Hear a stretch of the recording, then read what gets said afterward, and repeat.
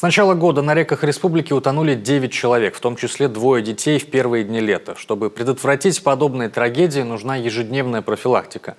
Инспекторы ГИМС регулярно выходят в рейды на водоемах Коми, проверяют маломерные суда, общаются с отдыхающими на берегу, напоминают о том, что дети непременно должны быть под присмотром взрослых. В патруль с инспекторами отправился и Александр Карепин. В Коми наконец-то пришла по-настоящему летняя погода. Многие жители республики уже отправляются отдыхать на реки и озера, причем даже в будние дни. Но стоит отметить, купальный сезон еще не начался. Вода высокая, да и нагреться не успела. Поэтому сотрудники ГИМС практически ежедневно отправляются в речные рейды, дабы осмотреть пляжи и предотвратить возможные трагедии. Как заметил государственный инспектор по маломерным судам Владимир Головкин, вода ошибок не прощает. Мы приезжали непосредственно на перекат Косу, небольшую такую водоем. Человек может просто оступиться. Коса – это, получается, линия между маленькой глубиной и большой глубиной. То есть можно сделать шаг, и человек может растеряться, хлебнуть воду, и непосредственно уже может его понести, и он может утонуть элементарно просто. Вот и все.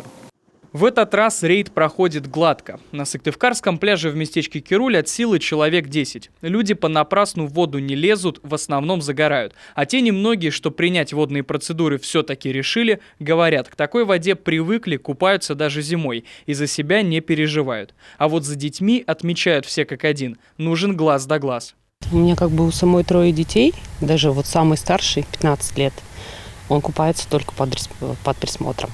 Детям вообще подходить нельзя даже, пока это не прочистят до конца. Я думаю, что опасно. Тут же купаются, тут же падают, балуются, душат друг друга, хотят, помогите, а родители балдеют. Но бесконтрольно они вообще не должны находиться. Так что папа всегда под контролем сына.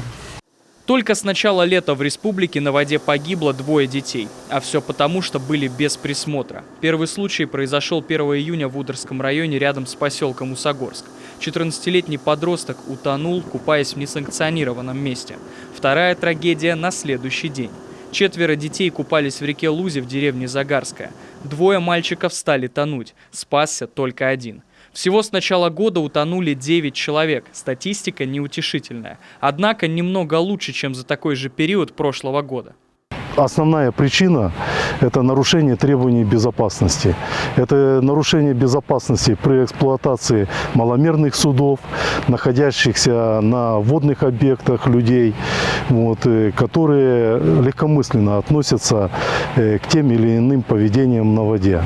Открытые водоемы – безусловно источник опасности, поэтому осторожность при купании вполне оправдана. Купаться следует в солнечную безветренную погоду при температуре воздуха не менее 20-23 градусов тепла и воды 17-19 градусов.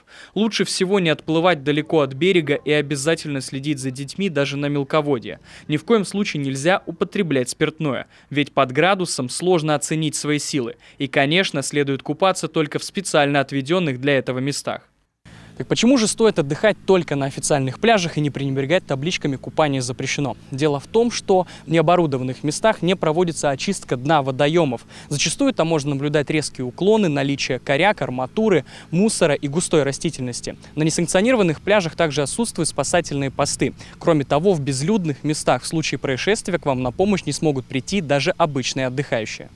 В этот летний период к открытию планируется 10 пляжей, а по всей республике будет оборудовано 66 мест массового отдыха, но с запретом купания. Впрочем, пока ни один пляж официально не заработал, мы напоминаем, соблюдайте меры предосторожности и правила поведения на воде. Это поможет сохранить вам жизнь и здоровье, а также ни на минуту не оставляйте без присмотра своих детей. Александр Карепин, Дмитрий Ведерников, Иван Богомолов, телеканал Юрган.